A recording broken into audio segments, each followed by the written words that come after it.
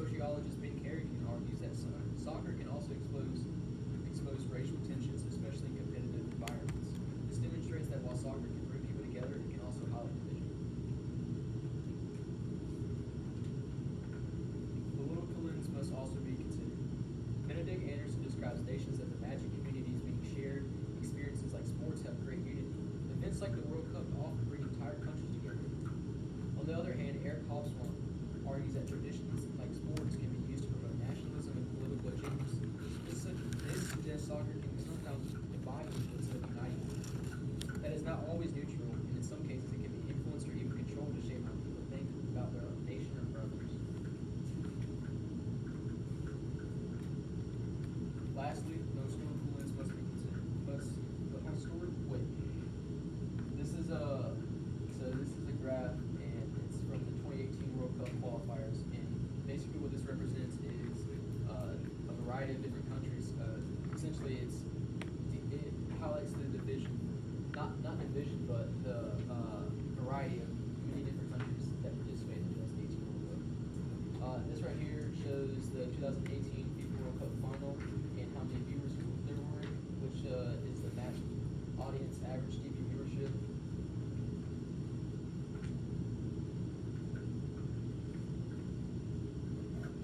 After recognizing the complexity of the issue, I developed two potential solutions. Firstly, focusing on global organizations like FIFA and international leaders. These groups should implement programs that promote unity, such as anti-discrimination campaigns, culture exchange events, and stricter rules for player and fan behavior. The United Nations supports this idea, saying that sports programs can reduce conflict by bringing different groups together under a shared goal.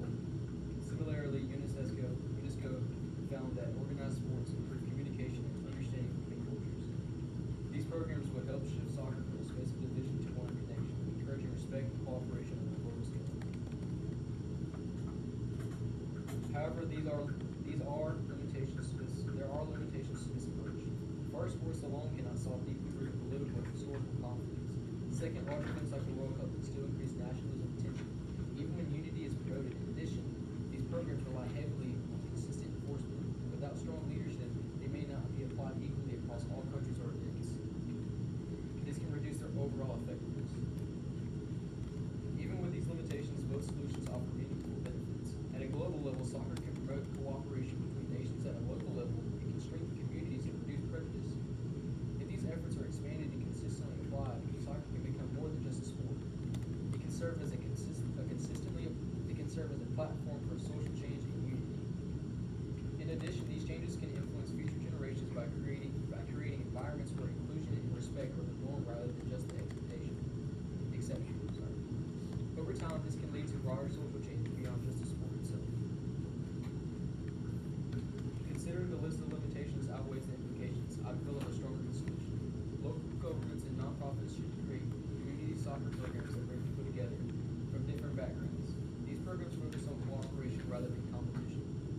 Research from Peace and Sport shows that grassroots programs help build trust and reduce social tension. Additionally, organizations focused on sports for development have focused that these programs improve inclusion and cooperation among diverse groups. These programs take time to work and may not impact global conflicts directly. They also depend on funding and community participation, which can vary depending on location. This means some areas may benefit more than others, limiting the overall reach of the solution. Even with these limitations, both solutions can improve society over time. Globally, soccer can promote cooperation between nations. Locally, it can strengthen communities and reduce division. In addition, these changes can influence future generations by creating environments where inclusion and respect are the norm rather than just the expectation. Over time, this can lead to broader social change beyond just the sport itself. If these efforts are expanded, soccer can become more than just a sport. It can be a tool for social change. Because of this, organizations, governments, and communities should continue to invest and support these programs to maximize their long-term impact. Overall, soccer can both unite and divide societies. Without intentional efforts, it may continue to reinforce conflict. This is important because soccer is one of the most globally influential sports, meaning its impact reaches billions of people across different cultures and nations. However, when used correctly, it can become a powerful tool for connection and change. By focusing on inclusion, cooperation, and understanding, soccer has the potential to positively influence not just sports society as a whole. This is my work study.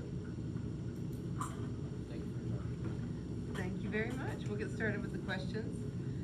The first one is, what information did you need before you began your research, and how did that shape your research? So I needed background information on my topic to understand key ideas and debates.